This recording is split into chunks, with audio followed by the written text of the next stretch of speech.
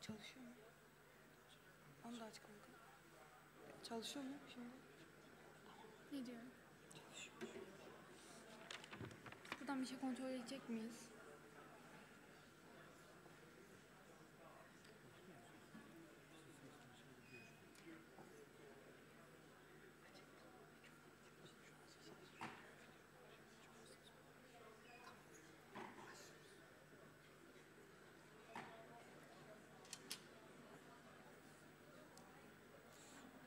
Başlayalım mı?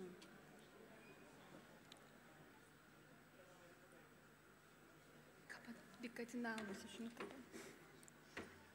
Tamam.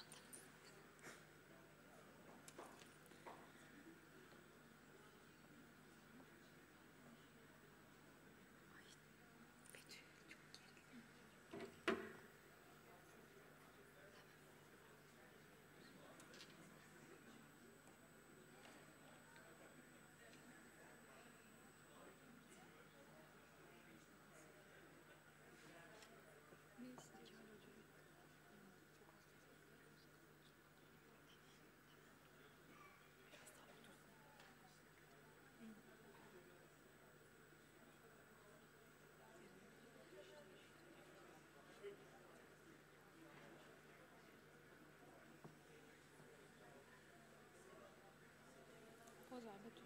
Kanka.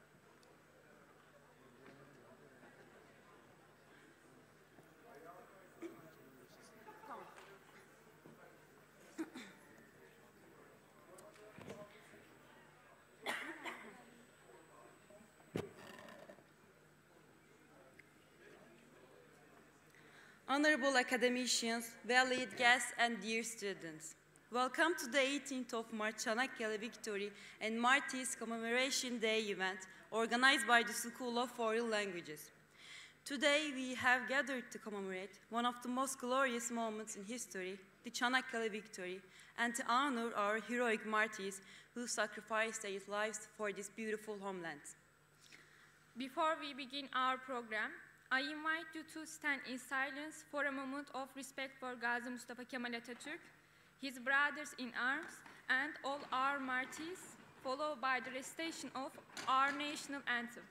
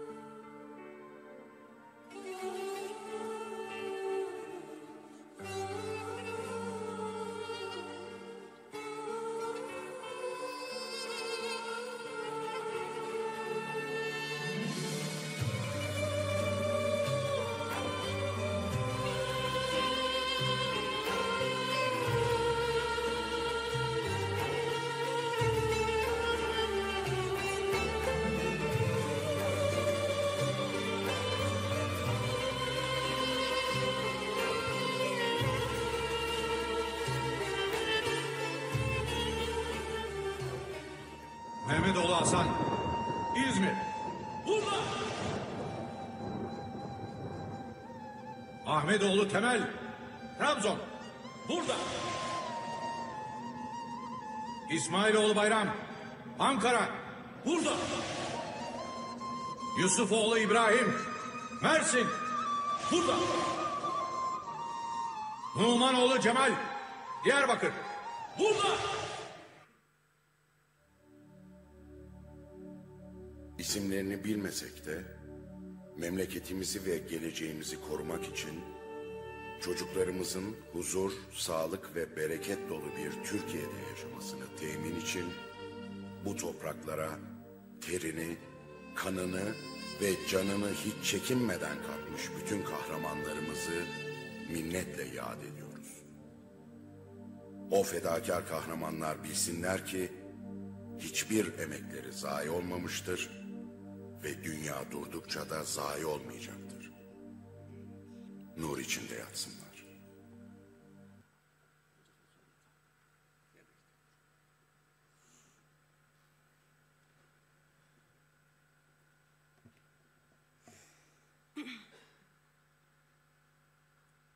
Our heroic soldiers, who bore the heaviest burden of the war, wrote heartfelt letters to their families while awaiting news from home.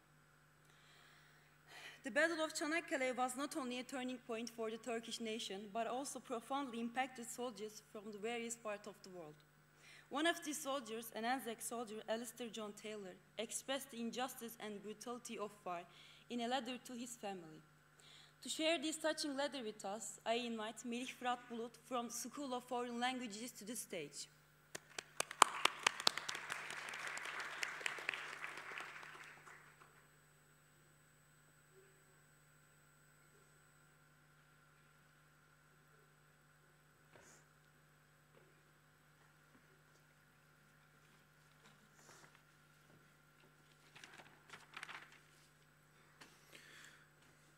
To my dear and once happy family, greetings from the hell of Gallipoli.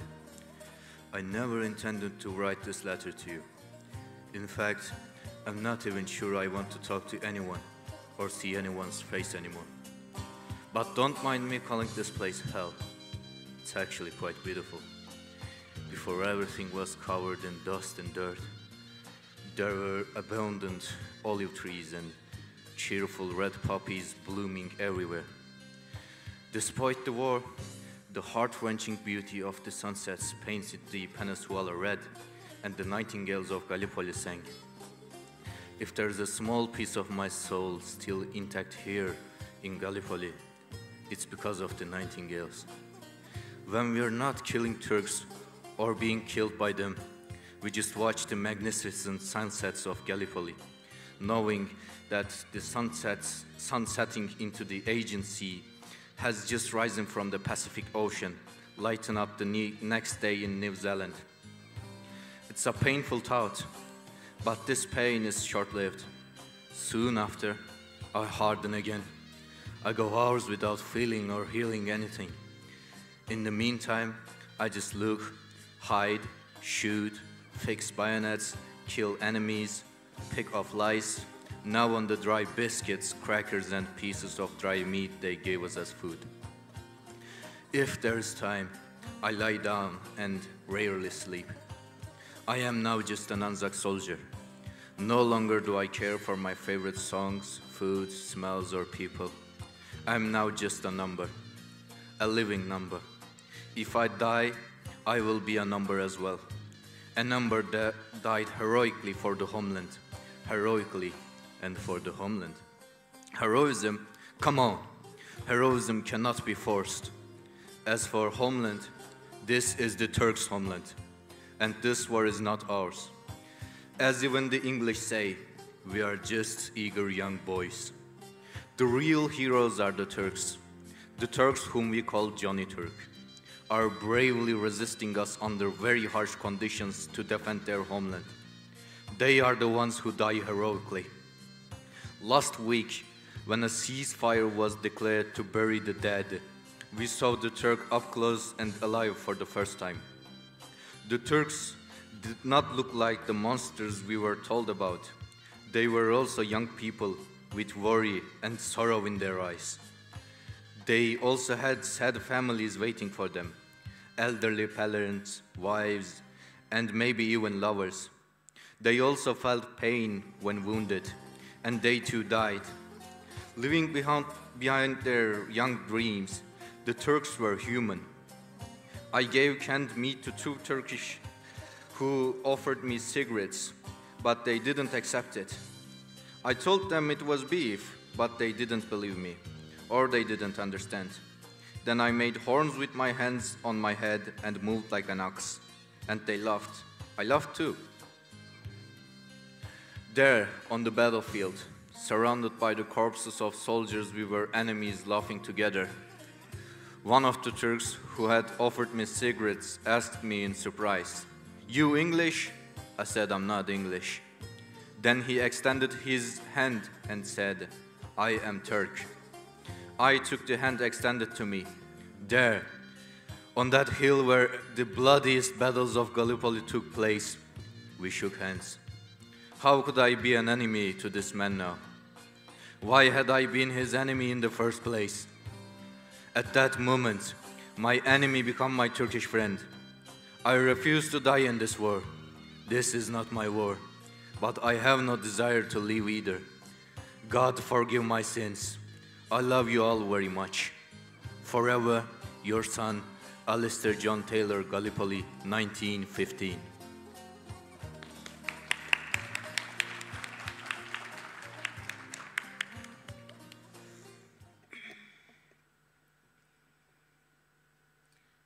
Thank you, Melifrat.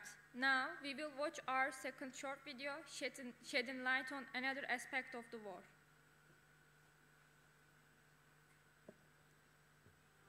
...1900'lerin başındaki sömürgecilik yarışı 1. Dünya Savaşı'na yol açmıştı.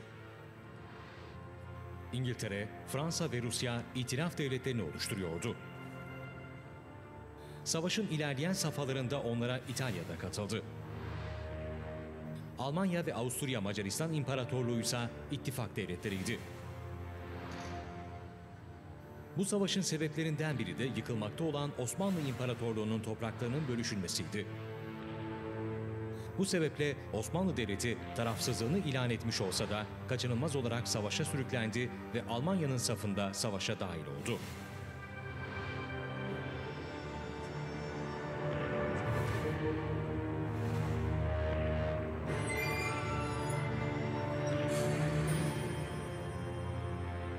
İtilaf devletlerinin ilk deniz hücumu 3 Kasım 1914'te gerçekleşti.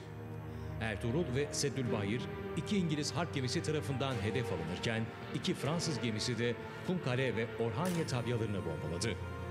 Boğazların hedef alınacağının habercisi olan bu saldırılar sonrası 5 Kasım 1914'te Osmanlı Devleti'ne resmen savaş ilan edildi. 19 Şubat 1915'te 2. deniz hücumu gerçekleşti.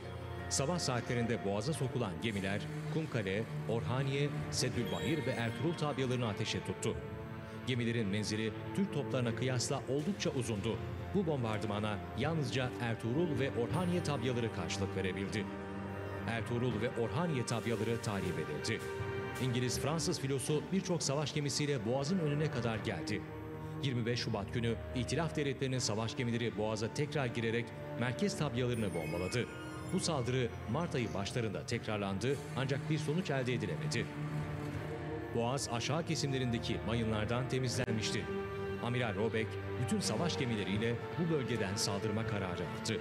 İşte bu planların yapıldığı esnada 8 Mart sabahı Nusret Mayın gemisi Erenköy koyuna gizlice 26 mayın döşedi.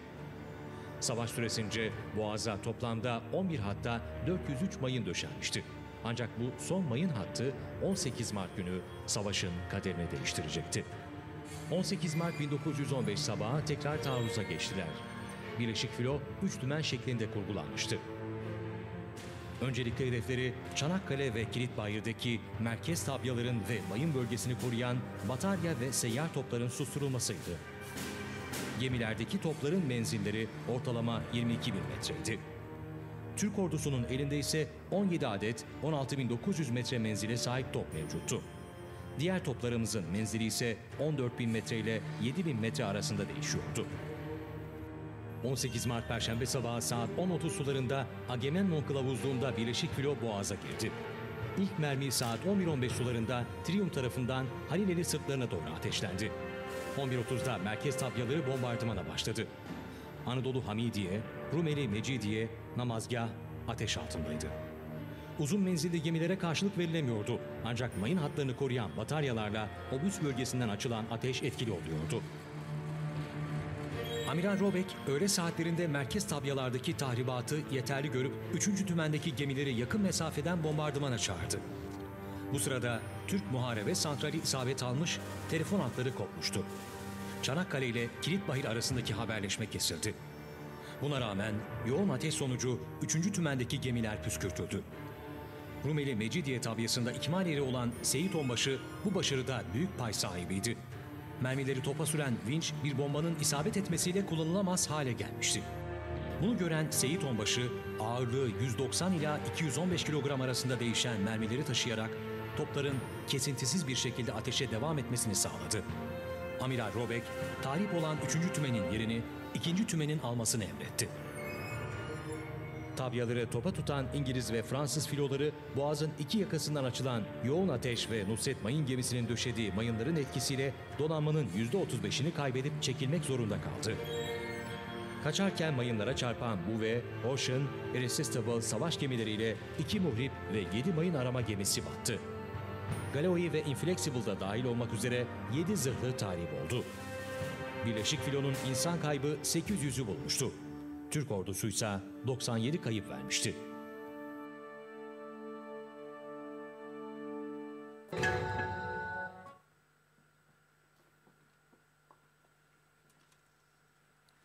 One such letter belonged to an Ottoman officer, Captain Mehmet Tevfik Bey. To share this meaningful letter with us, I invite Metehan Arman from the School of Foreign Languages to the stage.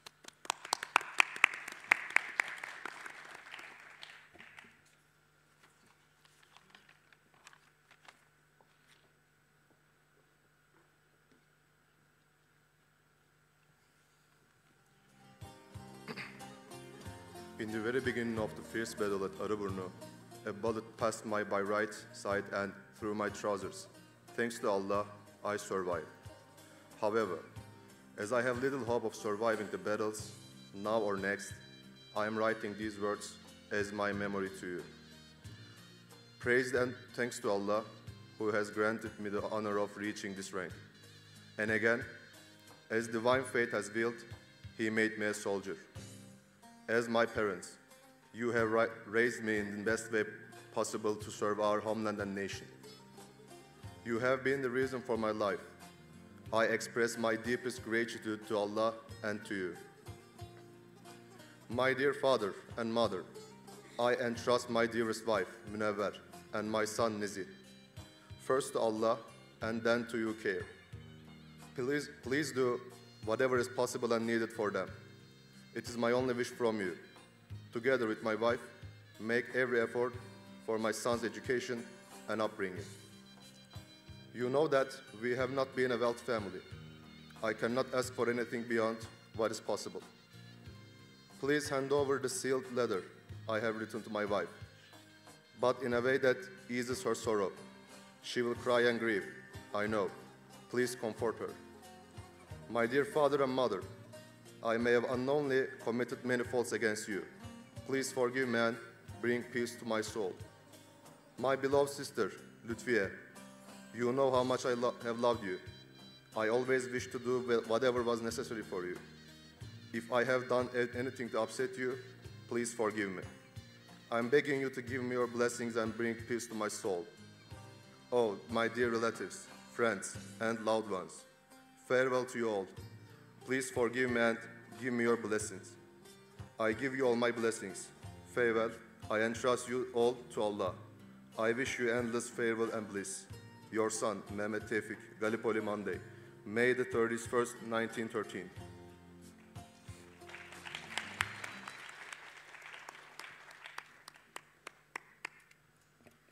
Thank you, Metehan. Now we would like to invite our esteemed academicians to the stage to share their insights with us. We welcome Professor Dr. Dinçay Köksal to the stage.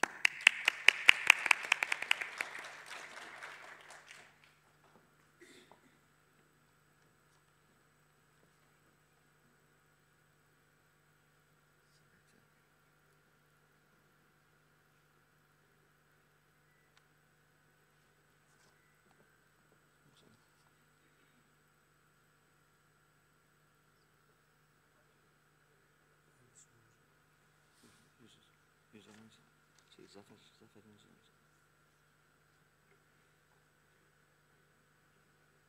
Zaferi'nin üzerinde yüklemedim hocam. Şurada yok. Bakın.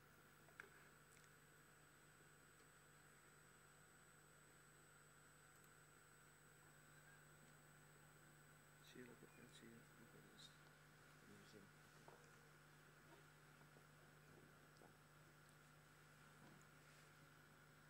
Okay. Good morning. In English or in Turkish? Which one? In English, please. Okay, so we watched the videos and also listened to the stories in the letters of the soldiers. So I don't need to translate in my slides the letters in my slides. But I'm going to mention about the spirit of Çanakkale, or Çanakkale spirit today. And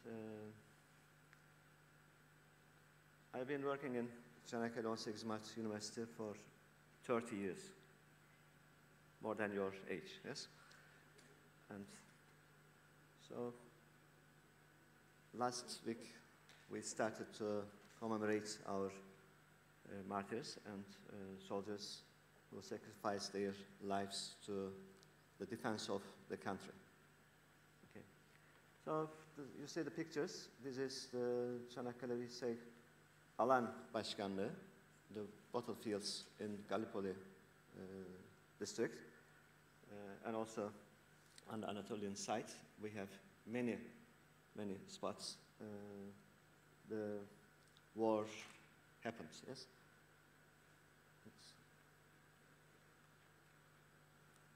This is the Çanakkale Savaşları Gelibolu Tarihi Alan Başkanlığı. It is a research center. I think Araştırma is wrong spelled. You can correct it. Research center. And also our university has another research center for British people, or Anzac we call them. They call it Gallipoli campaign, but we say Çanakkale Savaşları, not Gallipoli campaign. It is not our literature. Okay, so we have two research centers open to all the researchers in the field of history concerning whether Çanakkale war or Gallipoli campaign. And you see some pictures, the historical building, and inside there are many archives concerning what happened in this war. And what is important here is there is someone from Rize, Genelkurmay Binbaşı Rizeli Nuri Tolan. Yes. The first day, the Atatürk, Mustafa Kemal, came to Çanakkale before the war started. And Çimenlik Kalesi, we call Çimenlik Kalesi castle. On both sides, like Istanbul, on Anatolian side, we have Çimenlik Kalesi, and in European side, we have Kilit Bahir. Kilit Bahir was built during the Fatih Sultan Mehmet, before conquering Istanbul. They called.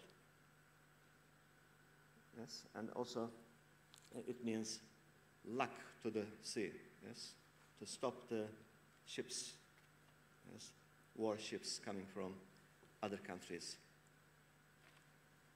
And you see the people, the first 4 people. One of them is, you see, for you on the left side, Rizeli Nuri Tolan.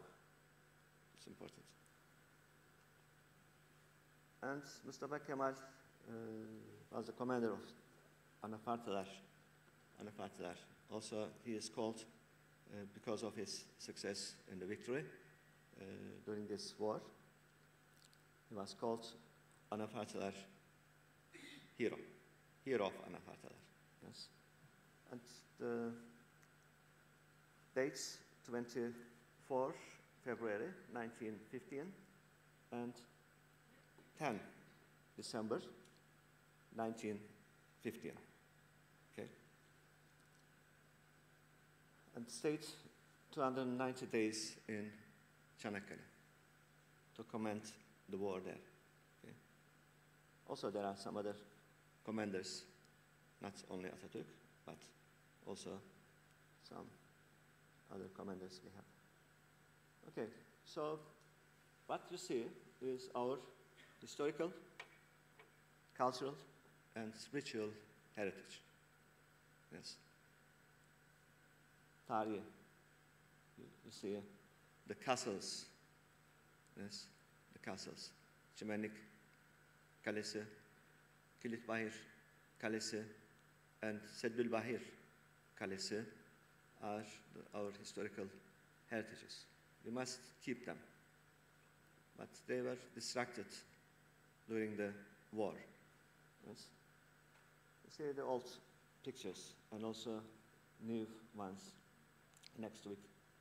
And fourth, also our historical, after the war, of course, they are our spiritual heritages. We must keep them.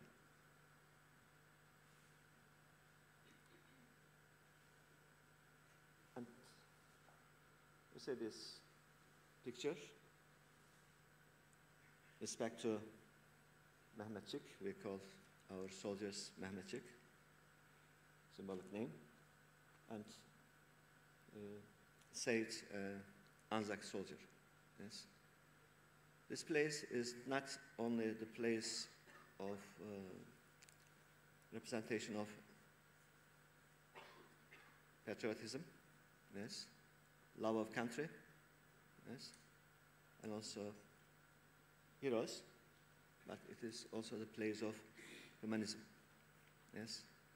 You see in the letters you listened to the Anzac soldiers' letter. Yes, we had a humanistic approach to enemies that time. Yes, enemy is enemy. Enemy is enemy, but you must be human to your enemies. Okay, you must have a humanistic approach to your enemies. Later, I can translate these parts for you if you want, okay?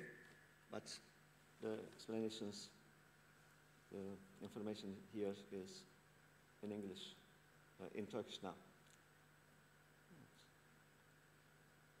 You see, this is Çimenlik Castle. They're all restored by Alan Başkanlığı, Cumhurbaşkanlığı, Presidency of Turkey. Yes. And this is the new Çimenlik Kalesi. Also, there is military museum inside. Outside, you see the pop guns.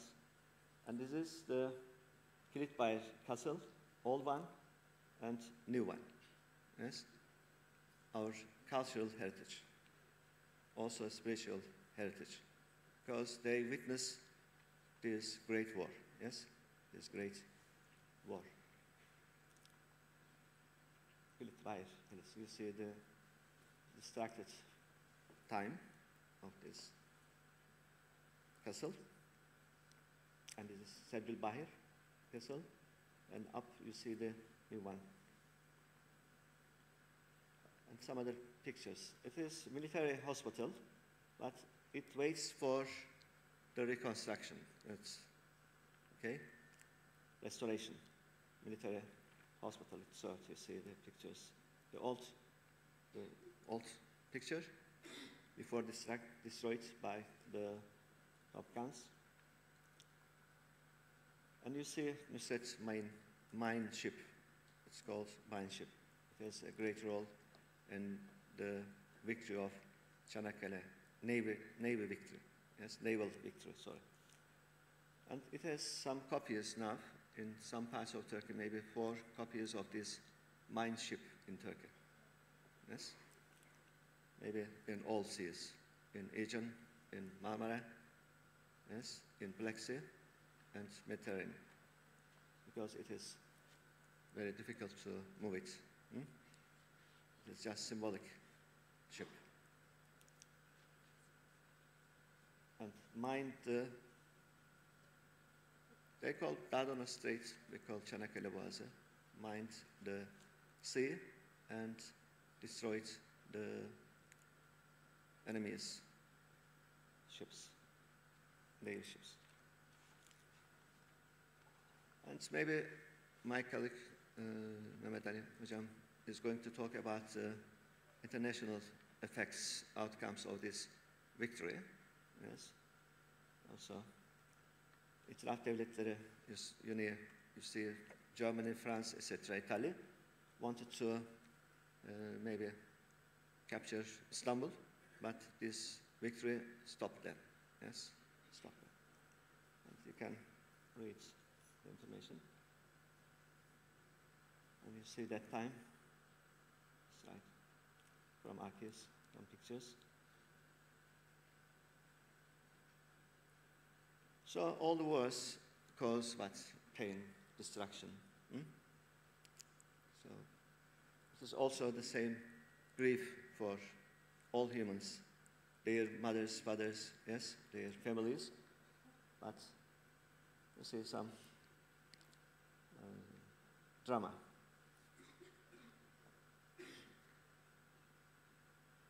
And the places that the war took place, every centimeter of Gallipoli, we call Gallipoli, yes, full of martyrs, yes, blooded, all parts blooded. We say Şehit kanı. Sometimes when you translate the verse, of course, the words have counterparts in other language, but that counterpart didn't give the same sense to you, yes? It doesn't make the same sense to me, the words in that language. You see, yes,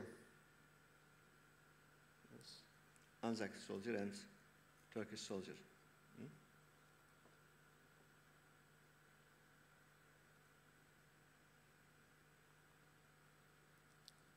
You know him. So what is the spirit of Çanakkale? Çanakkale, it is to take initiative. Yes, Mustafa Kemal took initiative when Anzac army landed on Arıburnu shore. Yes, didn't wait the confirmation from from Istanbul, and started operation. You can't wait. You must, as a commander, take initiative, okay? Because the confirmation, until the confirmation comes, you can lose your country, you can lose your land, you can lose your soldiers, yet you must start on time. Great commander.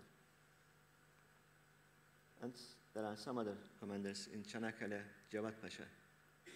Cevat Pasha, last year we commemorated his anniversary. And some other, Binbaşı Ali Faik, Yarbay Ahmet Şevki. And you see lots of commanders in this war. Yes.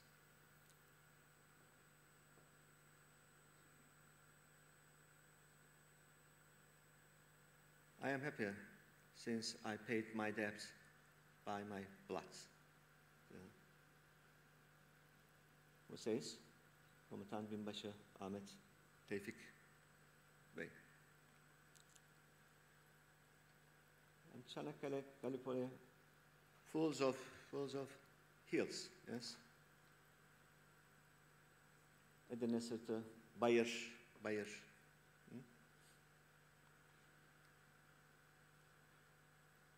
Şehit olmak, şehit.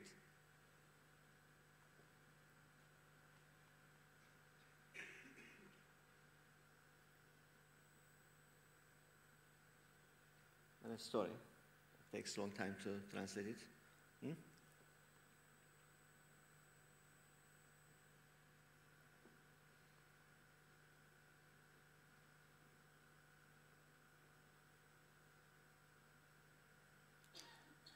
Yes, the spirit of Çanakkale is running to the death without hesitating. Yes, for the country, of course.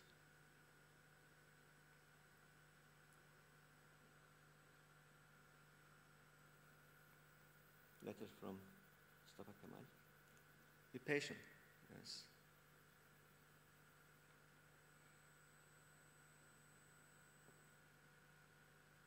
Illiterate people, but they fought for the country, died for the country, yes, so that we can be literate. Huh? They died for us, for the future of the country.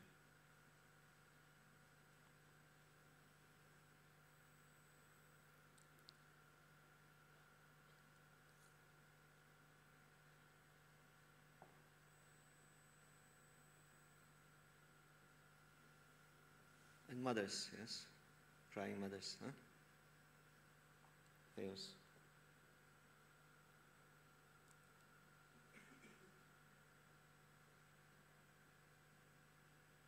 Soldiers lost their parts of their bodies.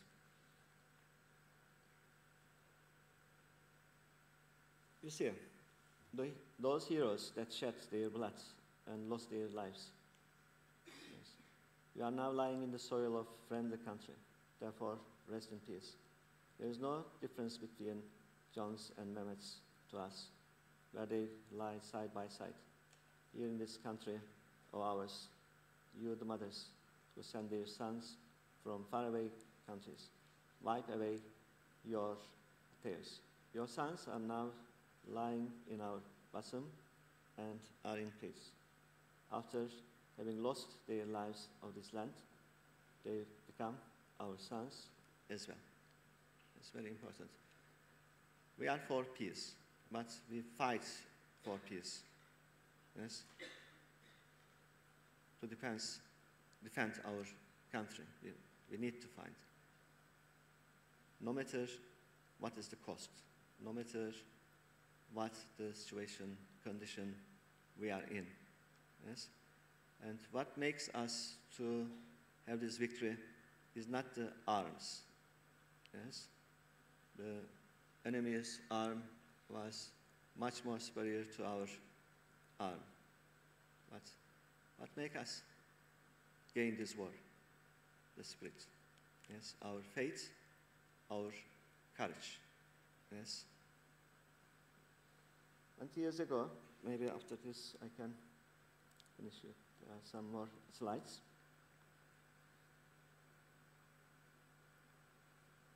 And after this, of course, the Çanakkale War, this war is also seen as the 4 words of the Turkish Republic. Yes, 4 words of the Turkish Republic.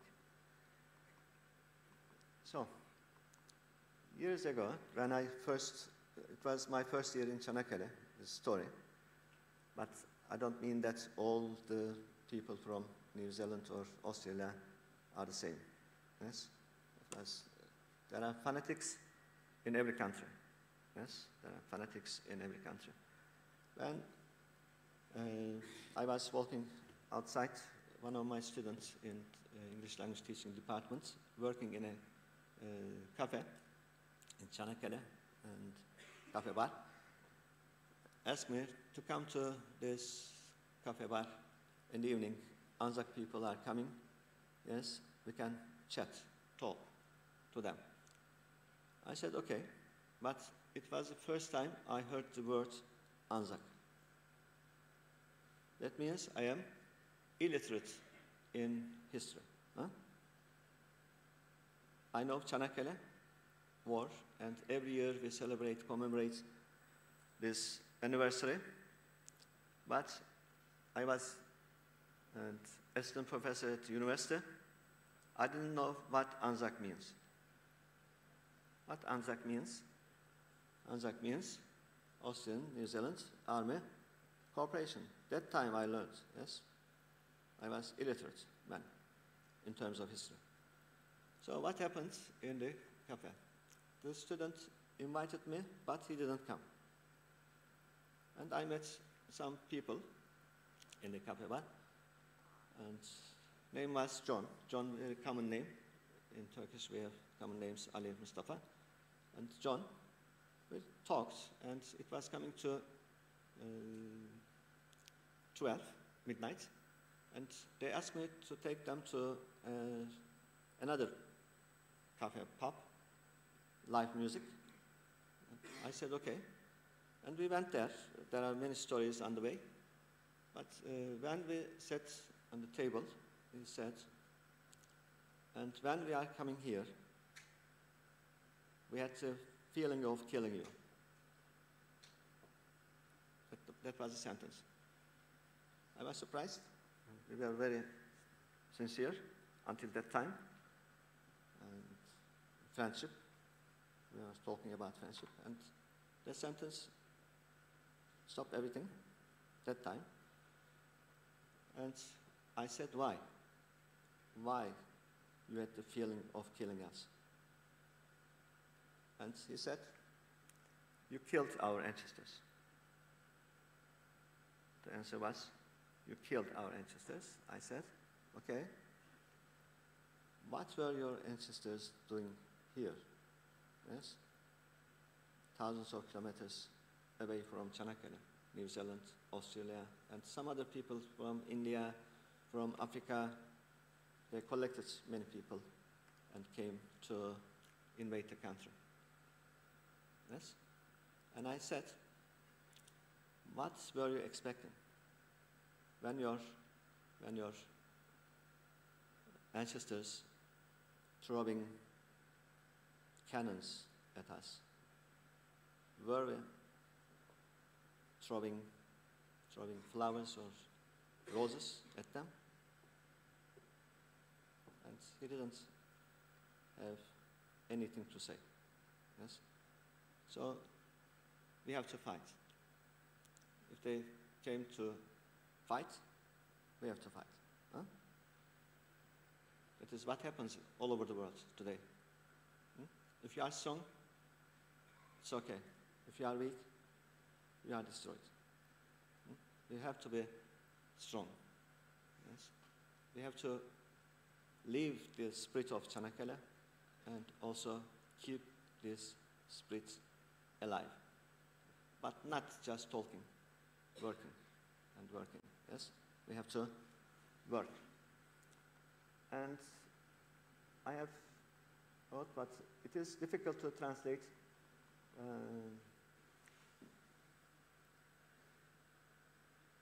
poems into another language. Yes? Sense is lost when you translate. And that, of course, I am not raising any famous poets, huh? But I was going to leave Çanakkale for some reasons, and I wanted to leave a memory, and I wrote this poem. You can give some music. Çanakkale içinde. One music. One music. Okay. It was published in Boğaz Yıldızı, Naval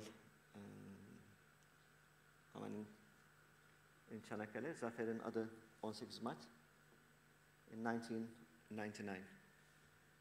There was a TV serial on TV. It was 1999. You remember? You don't. That generation don't remember it. And when it was 1999, we thought we would be in the space, yes? And spaceships will come to the world.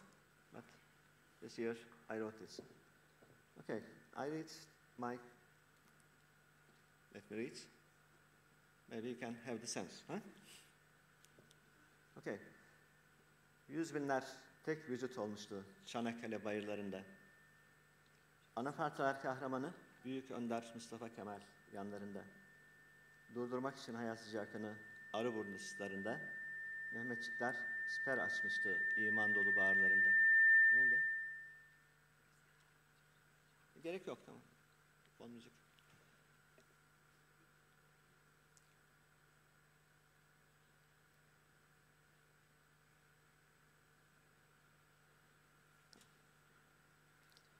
Kolay değildi bak.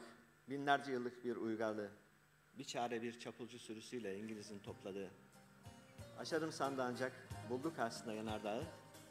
Şehitlerin kanı bir lav gibi örttü bu kutsal toprağı. Yanaştığında sinsice kıyılara ateş kusan gemiler. Yoktu Çanakkale boğazında Akdeniz fatihleri, Barbaroslar, Turgut Reisler. Yaratırken unutulmaz destanlarını Yahya Çavuşlar, Mehmetler, dönmemek üzere boğazın derin sularına bir bir gömüldüler. Şanslıydı öldürmek için gelip ölenler toprağımda. Kalsa da iğrenç emelleri kör düğüm olup kursaklarında. Şimdi yatarken her biri karşılıklı anıt mezarlarında, haykırır gibi Türk'ün yenilmezliğini cihana, mezar taşlarında. Saygılar.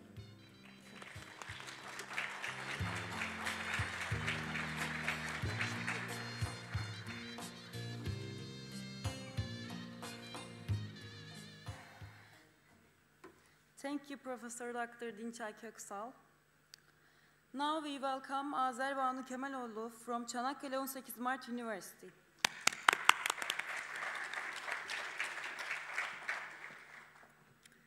Hello everyone, thank you for inviting me here today, and thank you for being here with us to commemorate 18 March, Çanakkale and the spirit of Gallipoli. It's very important because memories need to be repeated so that they could be really internalized. And Çanakkale is one of those moments in history. I'm not a historian, I'm an English language and literature teacher here in Çanakkale, in the Western Languages and Literatures department, but my expertise is on the connection between history and literature. Therefore, I try to connect these two. So today I'll like to show you a research project, findings of a research project on this subject. And let me turn on my PowerPoint presentation. Sorry, it's in Turkish, but I'll try to summarize some of the issues. Okay, it's coming up. Evet, ekran boyutu yapabilirsek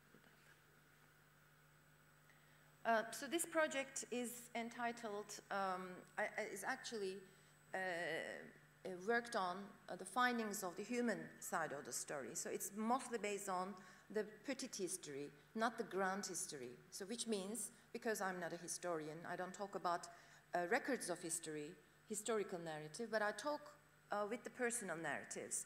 Both sides, like Anzac and Turkish sides, we collected information, we collected data based on written information, written documents of the Anzac side, because there were lots of rich materials like diaries, letters from the Anzac side. But on the Turkish side, we were kind of limited with that perception. So we kind of tried to do an oral history on that side.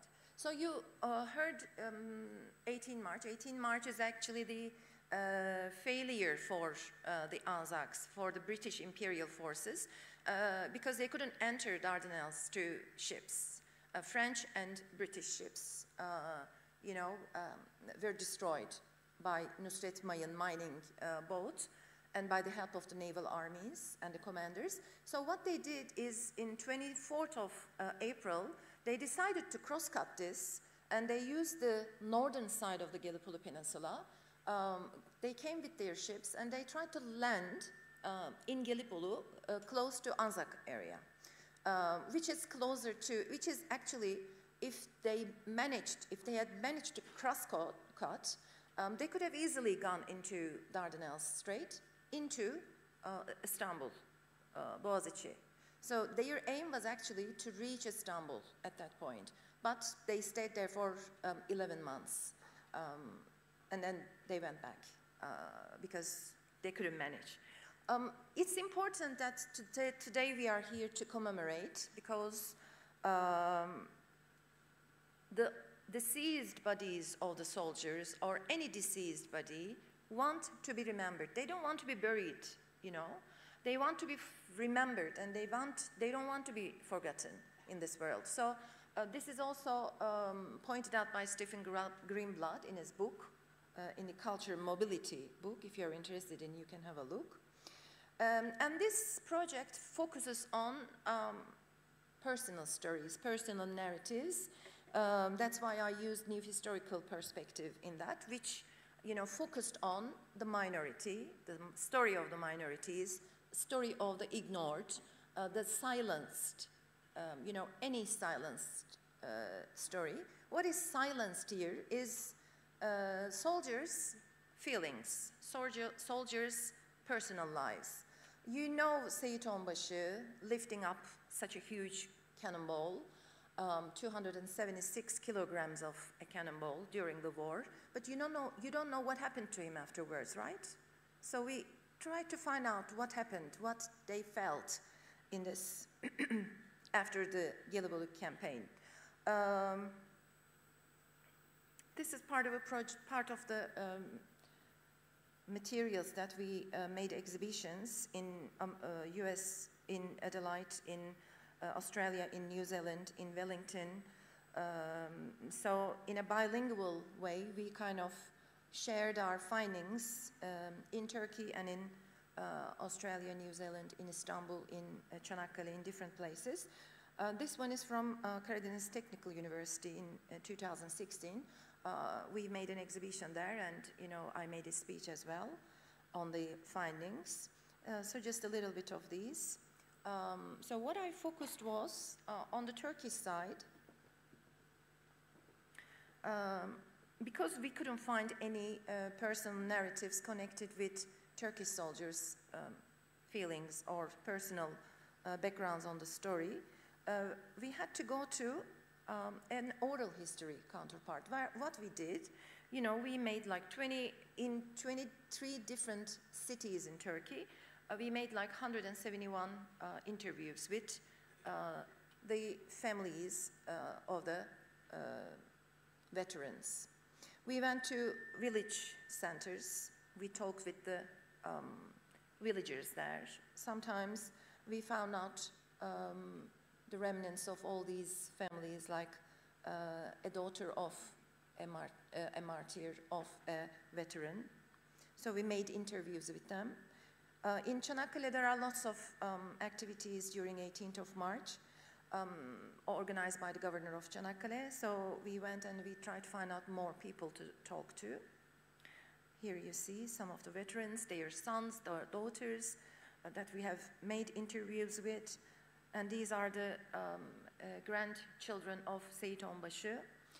What we learned from Seyit Onbaşı's story, he is not a hero here. He is just a victim.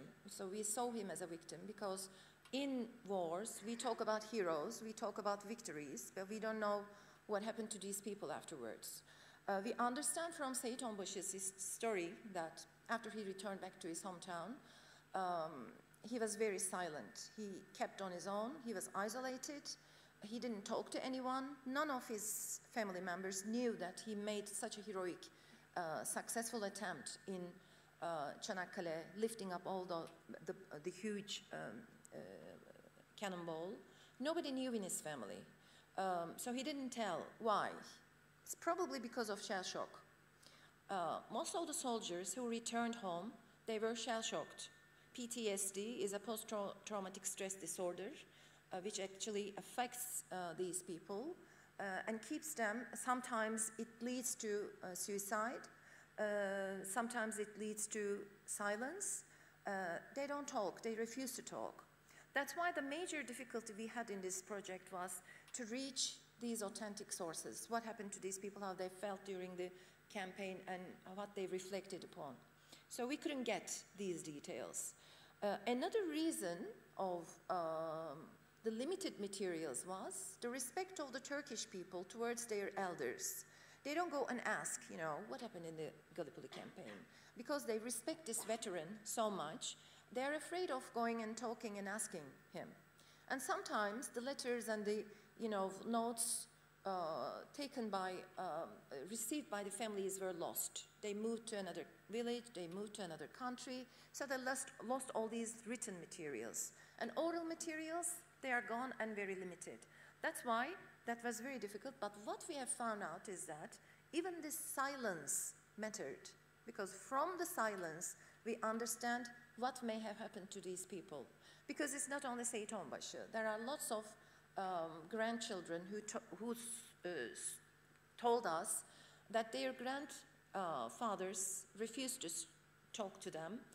They were mostly quiet on their own, in their own silence, mostly probably because of this trauma after war, the shell shock, post-traumatic stress disorder.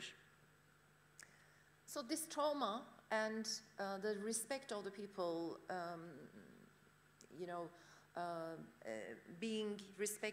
respecting these people and not going and asking what happened during this campaign led to a lack of story. For example, this villager tells us that they couldn't even go to the coffee houses until they were 20, and they couldn't go and ask anything to the elders. So that kind of makes us understand the reason why most of the stuff was lost. Another reason, besides trauma, is the literacy rate. The literacy rate was so low during Gallipoli campaign. Some of the soldiers were writing letters to the families of the other people, and they were just getting paid by their fellow soldiers. And so a few of the fellow Turkish soldiers, privates, I mean privates, not generals or commanders, I mean only, privates without any higher rank. So one or two private soldier was writing for the other families. So the literacy rate was so low, and that also tells us the reason behind this loss of information. Another story from the granddaughter of a veteran Ghazi, Arif Dağın, that his grandfather couldn't talk. Whenever Gallipoli was mentioned, he was like crying. He couldn't forget the shell pieces in his body, which remained in his body for a long time. So that was his wound. So you see here the soldiers not as heroes of a victory, but as victims suffering afterwards. And PTSD, or shell shock, was not known until 1920s, after Freud started to work on it, and until 1960s it was not treated well. So it's not only the Turkish soldiers, but Australian soldiers, Anzac soldiers, and British soldiers who were also shell-shocked, and majority committed suicide. And the other, soldiers remained silent until their lives.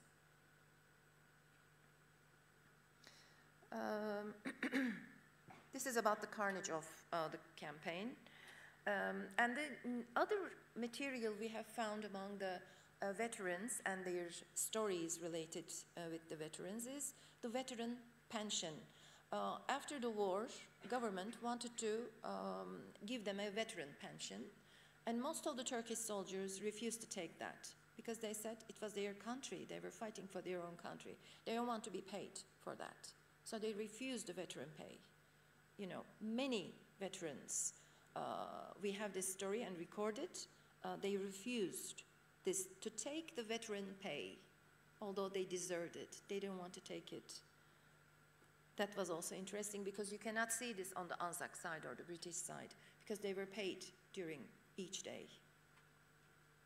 So we carried out our archival works in these libraries in Australia, in New Zealand, and we found, here you see an Anzac soldier's diary together with a Turkish soldier's diary. It was entered as a diary, but later we understand that it is not. So you see the main difference from these two diaries, which shows us the cultural differences between these two countries as well. This one is found on the Armistice Day. Later we understand that it is a paybook, and you see it's a recorded paybook, and almost empty, just one stamp, and the rest is empty. Probably that person passed away, and an Australian soldier collected it from the dead body as a trophy to bring home. So you can see these in the libraries in Australia or in New Zealand. So we had two materials in Australia. We found two Turkish materials in Australian libraries, in Sydney and in Melbourne. And this is another piece in Sydney National Museum. It is entered as Diary of a Turkish Soldier, but when we open up, there are two different pieces. One is a pocket-size Quran given to the soldiers during this campaign, and the other is a prayer book. Our Ottoman script reader researchers find out that this is actually a prayer which is repeated several times and written down and repeated several times, possibly because, you know, that soldier saw it as a therapy, you know, as a soothing experience in the middle of the carnage. So the next material is, like on the Anzac side, we see some flowers dried up in the diaries, and these are in the National Museum in Canberra, Australia. So you see the human side of that Anzac soldier, who was an enemy earlier to the Turkish soldiers. They fought here, but they went back to their homes. Some survived, some didn't survive, but these remain the survivals. You know, the flowers survived. These flowers were picked from Gelibolu Peninsula. We asked this to botanical researchers, and you know, because that could have been also from Australia or New Zealand. Thanks to the difference in fauna and flora, we spotted that these are actually Turkish. They were taken from Gelibolu Peninsula and kept in the diary and brought to Australia or New Zealand, and now we can read them and, you know, understand how those people were like, you know, any one of us, right? Very human, very into nature, trying to understand the nature. So on the Anzac side, we found lots of documents, written documents, and they described the flowers, they described the blue horizon, the waters, the sunsets. So these are some of the examples from those. For example, they started to compare their hometowns to Gelibolu. They sometimes found similarities between the colors. And they saw something beautiful in Gelibolu, and they tried to depict this in each of their pieces.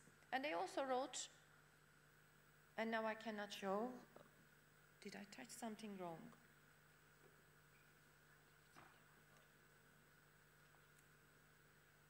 Projeksiyona bir bakabilir miyiz? Ekran görüntüsüne. Ekran gitti. Bağlantı gitti herhalde. Bir yere mi dokundum acaba? Şuralara falan dokunmuş olabilir miyim?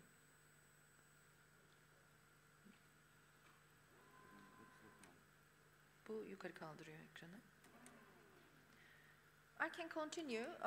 I was going to show you some pieces where the Anzac soldiers wrote poems and studied Turkish. Oh, okay. Well, it's not coming here. They wrote poetry. They studied Turkish. They studied Turkish vocabulary.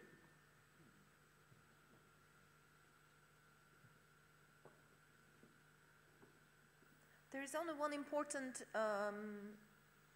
slide I would like to show you. Bir teknik problem mi var acaba? Sanırım hocam.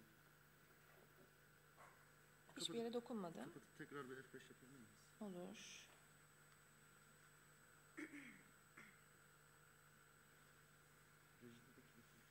Bir kişi var orada ama.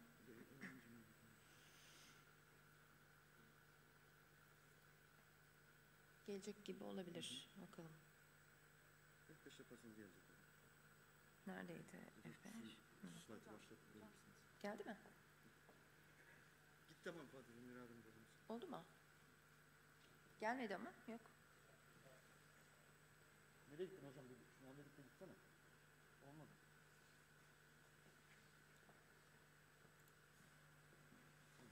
Çok teşekkürler.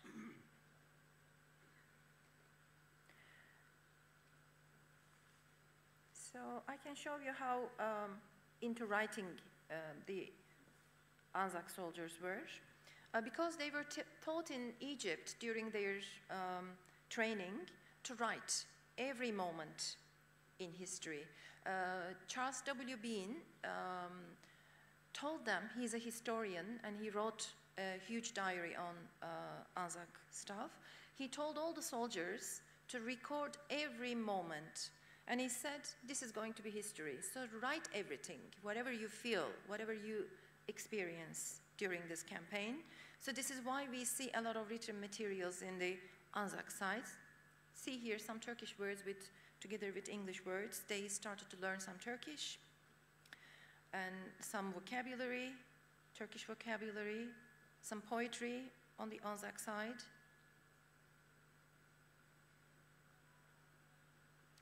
And this one, Paul Hayward, a private, actually started to make fun of how Turks started to cry Allah Allah during, an offense. And this is how the Anzac soldiers understood that Turkish people were coming. So they said, are they stupid? This is at the beginning of the campaign. Are they stupid? They are telling us they're coming. It's like a messenger. When they cry Allah Allah, we know that they're coming. So he made fun of them. But later, he kind of started to, during the armistice, he tried to converse with the Turkish people and he started to understand, created a dialogue between these two people, and he said, they are nice people. And there is actually a very striking moment that the barbed wire tried to, which was used to separate the trenches in between the Turkish and the Anzac soldiers, were being carried from the Turkish to the Anzac side. Anzacs were stealing from the Turkish side, Turkish were stealing from the Anzac side. So there was kind of this exchange of the barbed wire. And Turkish people were writing notes saying that this time it was short, please make it longer the next time. So they were exchanging notes between them. So this is almost in the middle of the campaign, after the first prejudices dissolved during the end of the campaign. So there are stories like that as well, because they started to share with each other food, water. Turkish people were cautious on the food that Anzacs were sending them, believing that it could be pork. They were afraid of eating meat. But the Turkish soldiers were offering some food and cigarettes to them, so this exchange kept going on. This is maybe the most important finding of my project. I found it in Wellington, in New Zealand. So this is an Anzac soldier, and in his diary, we found the photo of Turkish commander Mustafa Kemal Pasha then. So this soldier was wounded, and they sent him to Wellington. And after he went to Wellington, in 15 days, he had a train accident, and he died. Some people say it may be suicide because of the shell shock, the traumatic stuff. We don't know that. But his family tried to collect all the diary entries, and they prepared a memory book for him. And everybody started to write on this memory book their reflections on this soldier. Claude Lennon comments. And when I was turning the pages trying to find out something, I came across with this photo and tried to find out and locate this photo if it was taken and put by someone else later. And I tweeted this picture in 2015, March, 18th of March, and a researcher from Canada reached me saying that he found a newspaper. And this is the newspaper from the Evening Post of 11th of April, Monday, 1932. it's a local paper, and you see Atatürk's picture there, and it is the same picture. How I confirmed, I turned the other page, and I saw that they also are the same, because there is something on mortgage on the back page. So I confirmed that as well, so we understand that Atatürk crossed all these borders and went into a diary of an Anzac soldier, which is on the other side of the world. You know, in New Zealand, in an Anzac soldier's diary, we found this picture very significant, very important, very full of, you know, different thoughts.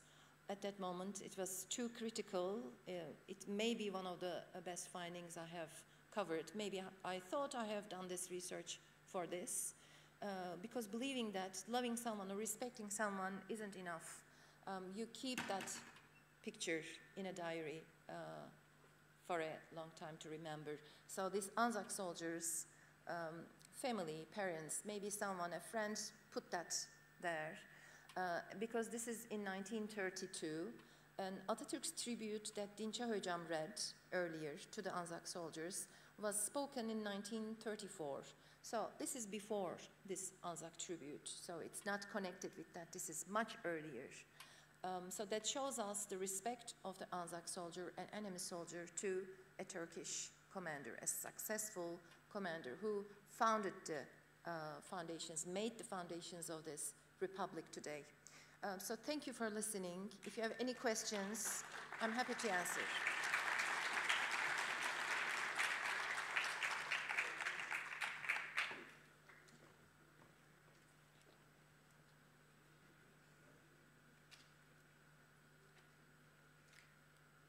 Thank you, Professor Azerbanu Kemaloğlu.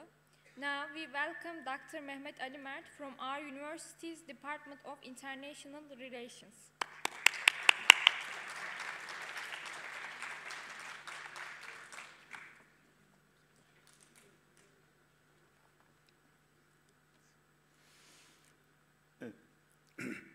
Dear students and valued guests, history gave us a place, gave Turkey a very strategic place.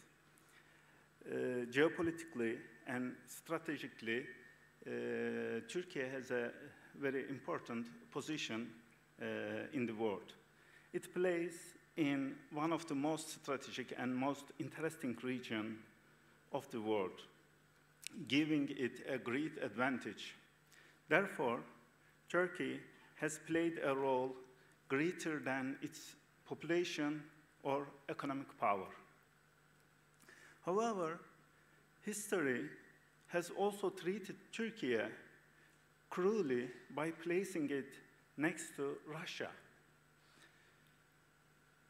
Turkey doesn't have enough power and resources to resist this great power, this country, Russia.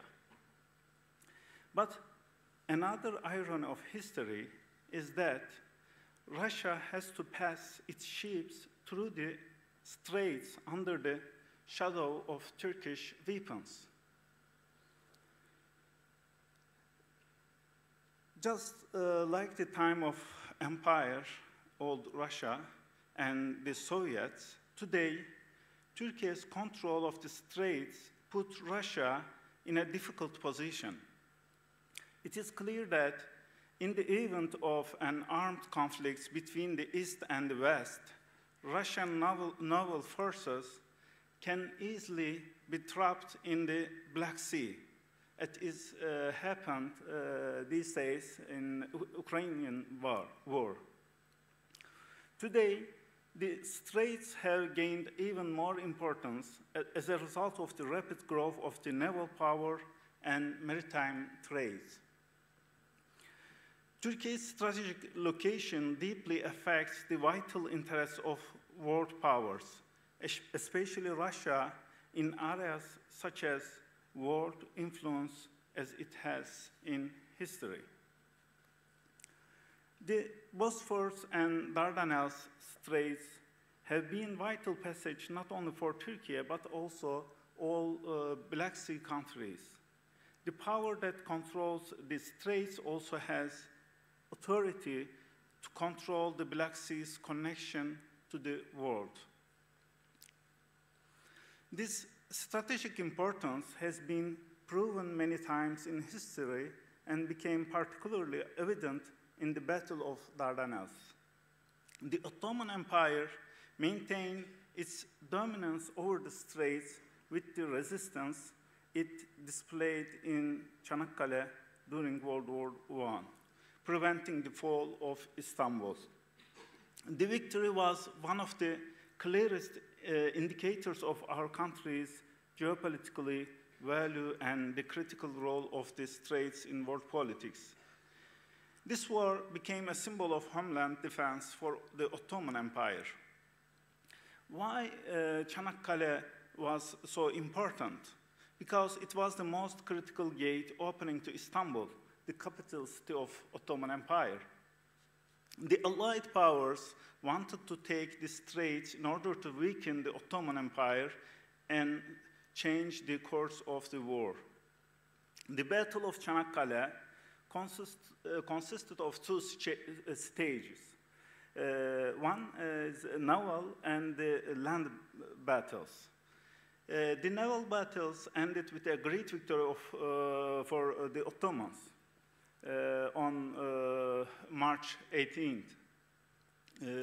However, the Allies didn't give up and launched the land battles by landing on the Gallipoli Peninsula. The land battles continued 4 months, and Ottoman soldiers defended their land with incredible sacrifice. In the end, the Allies failed and were forced to retreat. This battle was not only a military victory for the Ottoman empires, but also a great psychological and moral gain, gave great motivation to the Ottoman Empire. The Ottoman Empire showed that it could resist great powers, and this victory became one of the cornerstones of the national struggle in the following years. At the same time, it affected the general idea. It changed the perception that Allied powers were unbeatable. I would like to also emphasize how the war had a profound meaning for Australia and New Zealand. When World War I started, Australia and New Zealand were colonies of Great Britain. Therefore, they had to join the war with the British Empire. When the Anzac troops landed on the shores of Gallipoli, they found themselves in one of the hardest battles in history. In Australia and New Zealand, the Battle of Çanakkale gradually became one of the cornerstones of national consciousness and identity formation. April 25th of Anzac Day is still commemorated with great respect in both countries today. This historical event shows us that war is just not a conflict, but also an example of how nations construct their own identities and histories. Just as Çanakkale was a symbol of resistance and independence for the Turks, it left a legacy of solidarity and sacrifice for the Anzac soldiers. This war should not only be evaluated as a military struggle, but also as a case where technological superiority and faith came face to face. With the Industrial Revolution, Western powers experienced a major transformation in the maritime field, developed strong navies, iron and steel ships helped them expand their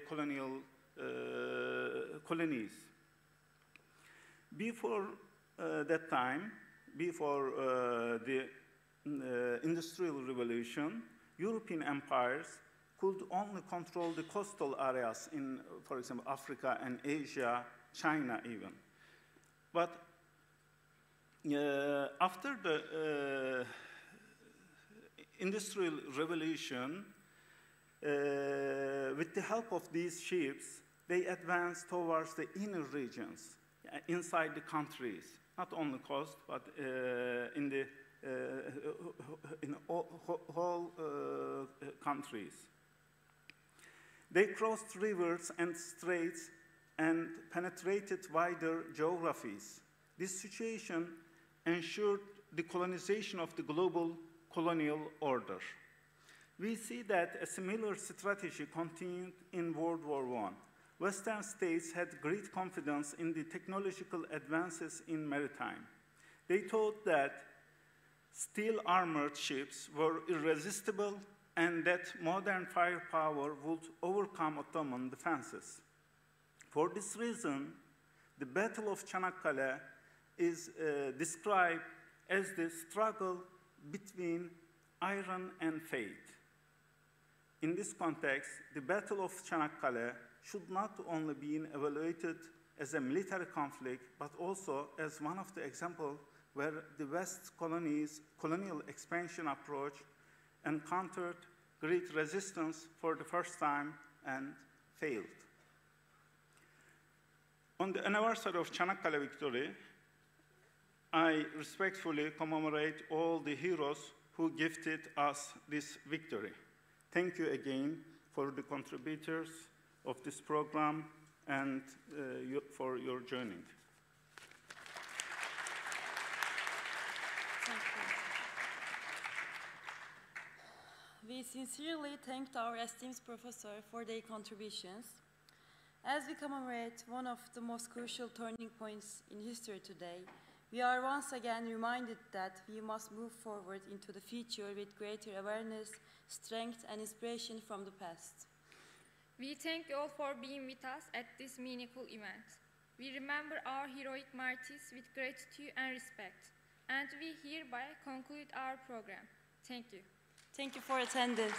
Thank you for your work.